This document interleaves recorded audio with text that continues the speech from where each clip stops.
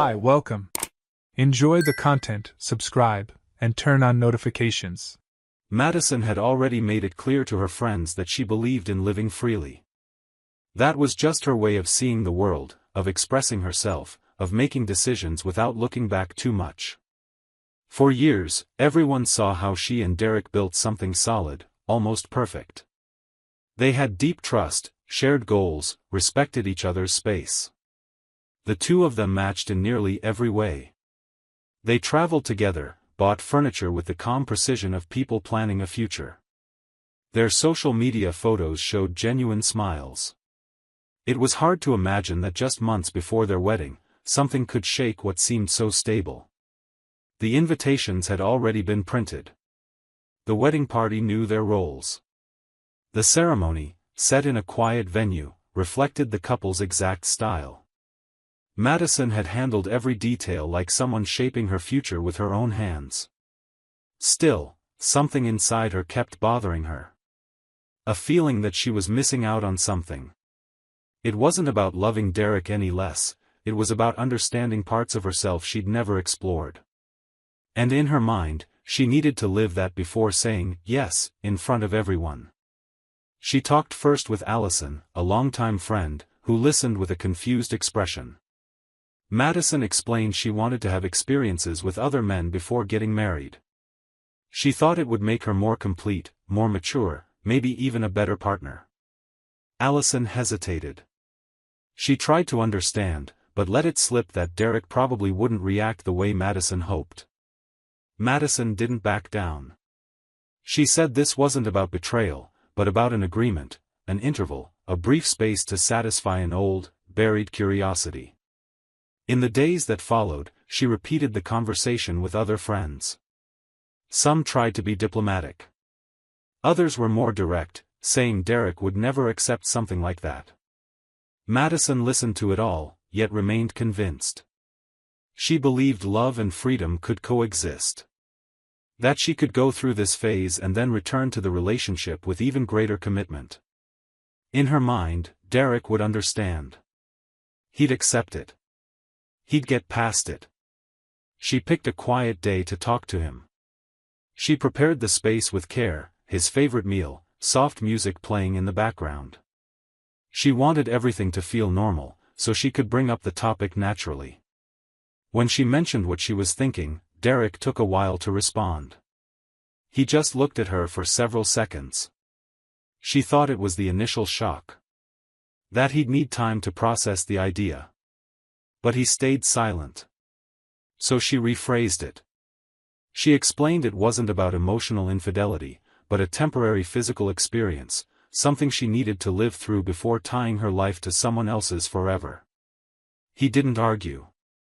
He only asked one question, why now? She tried to answer honestly. She said that during their relationship, she never felt like she was missing anything. But as the wedding got closer, the idea of not exploring other possibilities started to weigh on her. It wasn't impulsive, it was a well-thought decision. She trusted him enough to believe they could get through it together. Derek took a deep breath, looked at her, and said he thought he knew the woman he was about to marry. That he'd always respected her choices, opinions, and independence. But right then, he felt like everything they'd built was falling apart. He stood up from the table and went to the bedroom. He stayed there for a while. When he came back, he was holding the ring he wore on his finger. He placed it on the table. He said he couldn't go on with someone who was ready to live other stories just as their future together was about to begin. That respect also meant having boundaries. That trust, once broken, rarely returns to what it was. She tried to argue, but he'd already made up his mind. Derek left the apartment that night. He sent a short message to her parents, letting them know the wedding was off. On social media, he posted a brief note, thanking everyone for their support and saying life sometimes takes different paths. He didn't mention the reason. He didn't expose anyone. He just turned the page. Madison was left alone in the apartment that used to be theirs. She tried to figure out where everything went wrong. She was sure her intentions were genuine. That she was trying to learn more about herself, not hurt anyone. But the truth was, in doing so, she underestimated the weight of her choices. She thought love would be strong enough to survive any proposal. She just didn't realize that, for some people, love is exactly what you don't put to the test. Madison spent the following days in silence. The apartment felt different, even though everything looked the same. Derek's things were still there, but they carried a kind of emptiness she'd never felt before. The coffee was still in the same cabinet, his toothbrush in the bathroom, his coat hanging behind the door. Everything was still present, but he was already gone. She tried to convince herself it was just a strong reaction, that he just needed time to understand. She thought about sending a message. She wrote it, deleted it, over and over. She called, then hung up before the first ring. She kept thinking he'd come back. That after the shock passed, he'd remember how much he loved her, what they'd built, and give her another chance. But Derek hadn't left any loose ends. He was clear with his closest friends, saying the engagement was over and he didn't want to discuss it. He also removed her name from the venue's reservation, cancelled contracts with vendors, and called off the honeymoon. He did it all with the precision of someone who knows that if he hesitates, he might end up backing down. And he didn't want to back down. He'd already made it clear, broken trust is like shattered glass, you can try to glue it back, but it'll never be the same. Madison found out through social media that he'd announced the end. A simple post. No drama. No long explanations. He just said the wedding plans were cancelled and thanked those who had supported them. That hit her harder than any shout. Harder than any fight. She felt the ground shift slightly, as if she was finally realizing Derek was truly leaving her life. She still tried to reach out. She sent a short message saying she wanted to talk. He saw it, didn't reply. She tried calling days later. It went to voicemail. She insisted once more, asking if they could meet to clear things up, so he could better understand what she meant that night. This time, he responded with just a few words, "There's nothing left to clarify." After that, total silence. Her friends were divided. Some thought Derek had been too harsh. Others believed Madison made a mistake by suggesting something so delicate, assuming he'd accept it without getting hurt. Most chose to step back, out of caution, discomfort, or respect for both of them. She found herself increasingly isolated. She stopped getting invites to gatherings, group lunches, celebrations that once felt routine. She realized that besides losing Derek, she was also losing a part of her life she considered stable. Meanwhile, Derek showed no sign of regret. He moved back in with his brother for a while, then rented a new apartment. He switched gyms, changed his phone number, and reorganized his contacts. He knew he needed a clean start, with no traces of the past. He threw himself into work and avoided any kind of emotional involvement. He was hurt, but he decided to turn the pain into growth. At one point, Madison reached out to Chloe, a mutual friend. She said she still loved Derek, that she hadn't meant any harm, and that she regretted how she handled everything. Chloe listened, but stayed neutral. She said she couldn't get involved, that she respected both of them, but that Derek seemed determined to move forward. That confirmed what Madison was starting to accept, he had completely left her life. What bothered Madison most wasn't just his absence, but how he handled it. No scandals, no public exposure. He just left. He closed the door without slamming it. And that unsettled her. She expected tears, questions, pleas for her to stay. She expected to hear he needed time, that maybe they could find a way. But Derek was different. He left like someone who knows himself, like someone who knows what they deserve and refuses to settle for less. Over time, she began rethinking her choices. She realized the freedom she sought came with a price. That sometimes, when certain doors close, they're not just locked, they're sealed. And no matter how much she tried to explain, rebuild, or justify, some decisions don't have a way back. And in this case, Derek had made that clear from the very beginning. Madison took a deep breath and decided to move forward. After days of trying to accept Derek's permanent absence, she clung to the idea that she needed to prove something to herself. Maybe it was pride, maybe it was the stubborn belief that her original plan still made sense. She deleted photos, canceled wedding reminders, and stored the remaining papers from her old life in a drawer she started avoiding. Instead of seeking reconciliation, she chose to live what she believed she needed to live. It started with a coworker who had always shown interest. There were no promises or commitments. Just a casual dinner, a relaxed conversation, and her first experience in this new phase. In the weeks that followed, Madison fell into a rhythm she'd never experienced before. Dating apps, dates, messages exchanged during work hours. She felt like she was finally enjoying a freedom she'd always imagined but never had the courage to live. Each new experience seemed to confirm her theory, that she needed to know other bodies, other gestures, other dynamics. She'd come home with a sense of mission accomplished. She'd look in the mirror and tell herself she was maturing, growing, expanding. The idea of regret still felt far away. She kept telling herself she'd been honest from the start, that she'd tried to do everything respectfully, that Derek simply chose not to understand. Months passed, and the dates became more frequent. Different men, similar conversations. Some were kind, others too direct, some didn't even stay for breakfast. Madison got used to the lack of affection. She created a filter to protect herself from repeating emotional patterns. She told herself it was just a phase, and once she felt complete, she'd look for something serious again. But every time she woke up next to someone new, there was a small discomfort she pushed to the back of her mind. The bed felt larger than before, the silence heavier. One weekend, she ran into Henry, an old college acquaintance they'd always had good chemistry with. They spent the day together, laughed like they used to, reminisced about simpler times.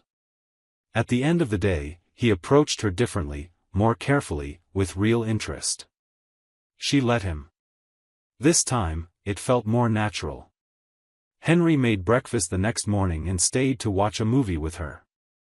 For a few weeks, they went out often.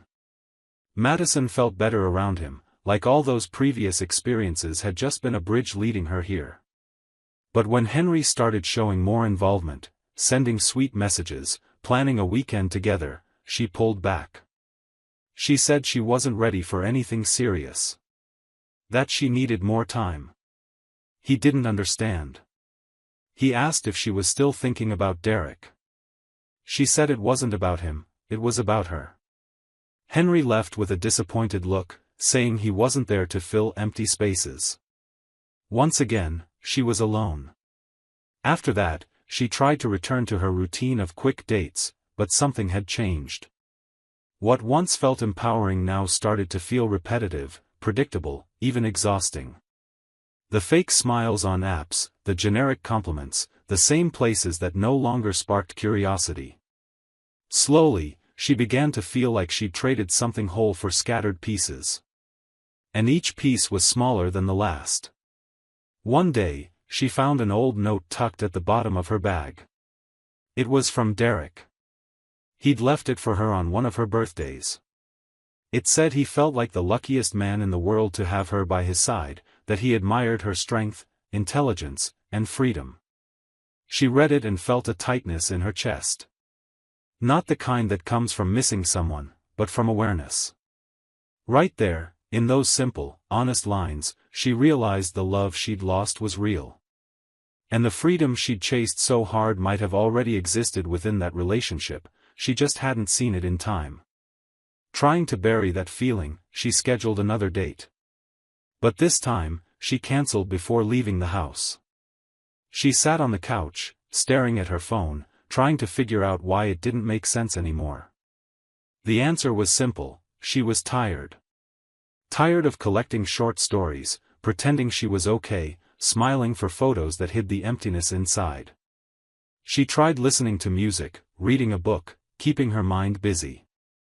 But the unease stayed. She started noticing she drifted from almost all her friends. Even Chloe, who she'd always been close to, had become distant. Generic messages, delayed replies, avoiding meetups. Madison realized her life wasn't interesting anymore to people who knew who she used to be. She had changed, and many had quietly walked away. Just like Derek. It was then she realized the experience she'd so desperately sought hadn't made her more complete. On the contrary. She had more stories to tell, but fewer people to listen. More moments captured in photos, but fewer memories that actually mattered. And above all, she carried an emptiness no new face could fill. Derek rebuilt his life quietly.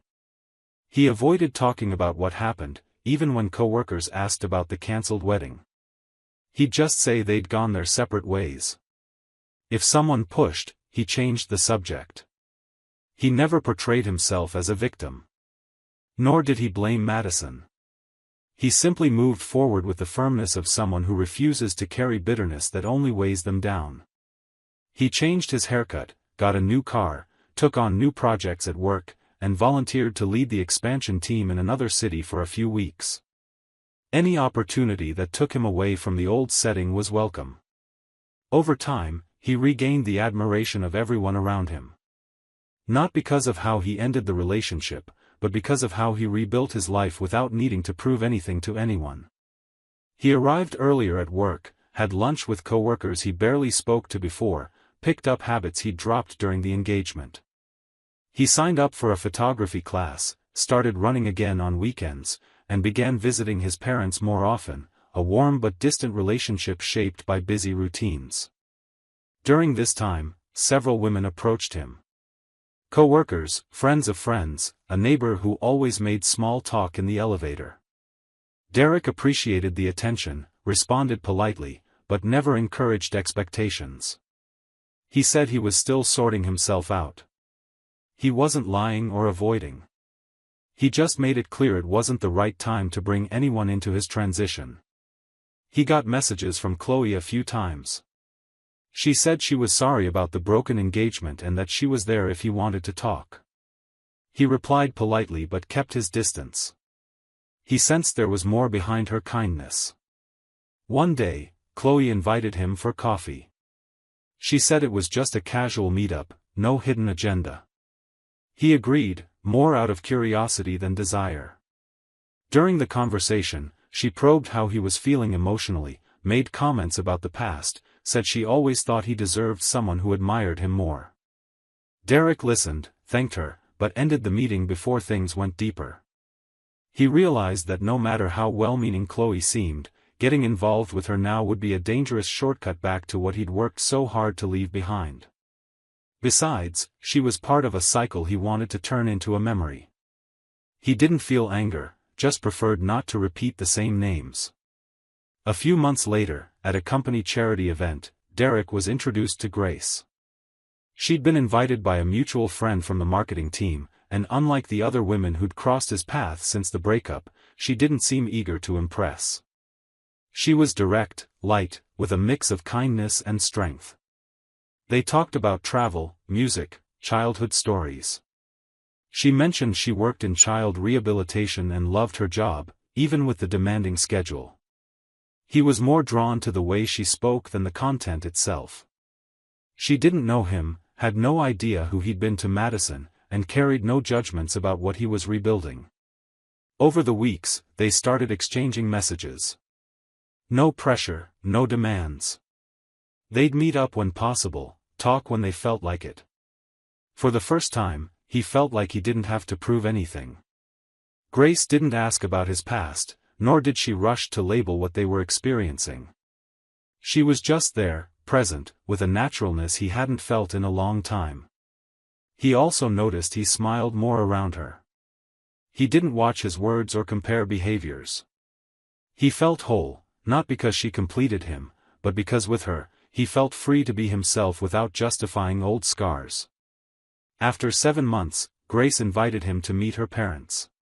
It was a calm evening, with honest conversations and spontaneous laughter.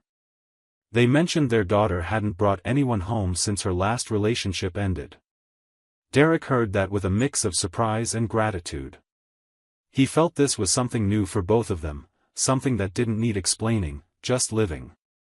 When they got back to her apartment, Grace held his hand for a few seconds and said she felt safe with him. Derek just smiled. He didn't make promises or big plans.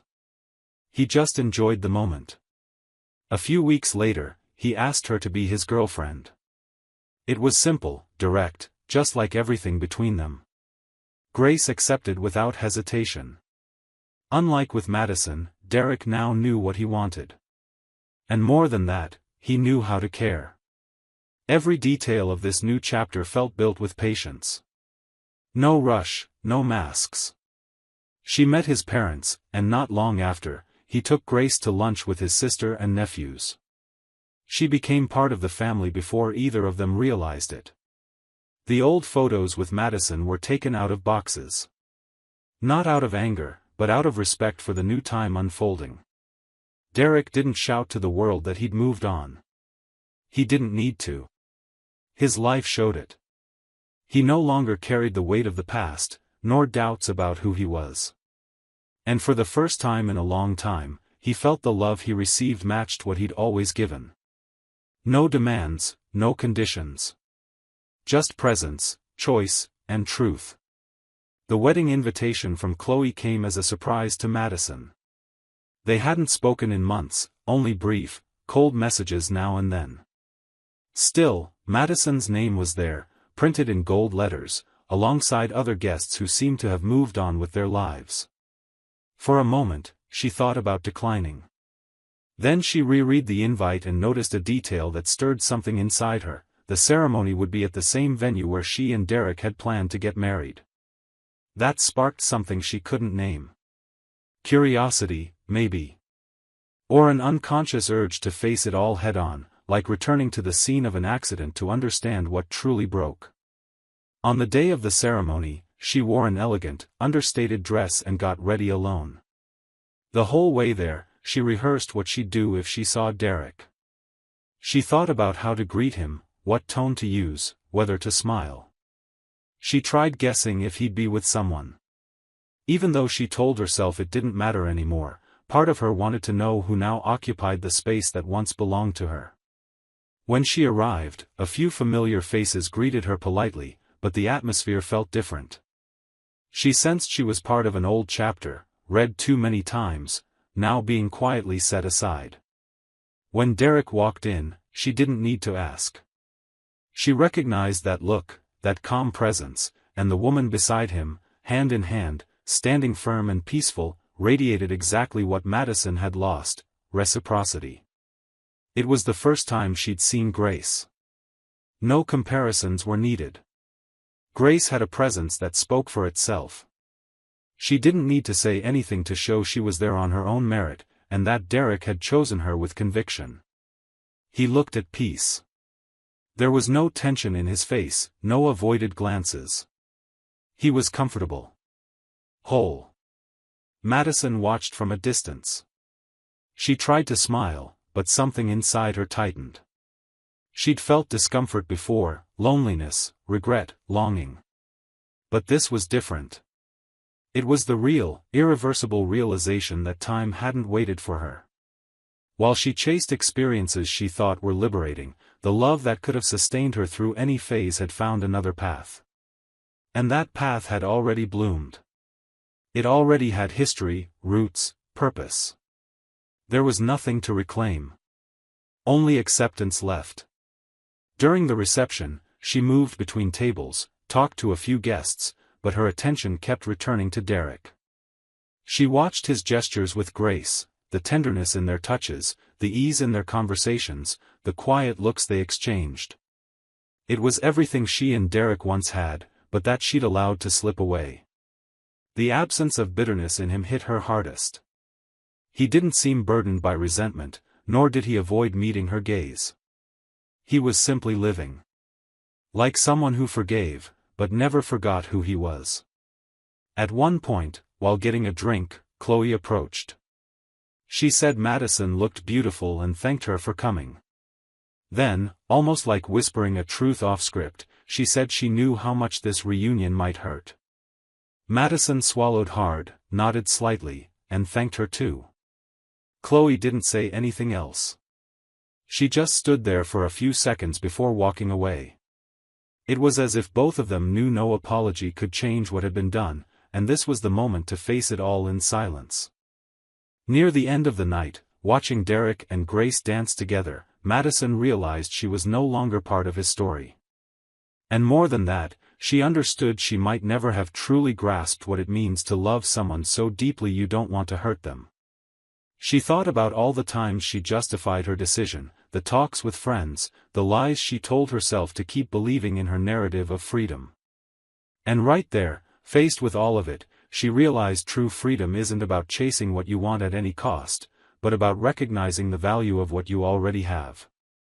As she left the party, she chose not to say goodbye to Derek. Not out of pride, but because she knew there were no bridges left between them. The last image she'd keep of him was this, standing beside a woman who looked at him with admiration, love, and peace. A simple picture, but strong enough to stay. She got in the car in silence, no tears, no speech. For the first time in a long while, she accepted the pain as part of the process. And in that moment, the emptiness she'd spent so long trying to fill with fleeting stories revealed its true name, regret. Not the kind that screams or begs for forgiveness, but the kind that settles quietly when you realize the love you lost has already found a new home. And it doesn't plan to return. Thank you for watching the video. If you enjoyed it, don't forget to subscribe to the channel and turn on notifications so you won't miss any updates. See you next time.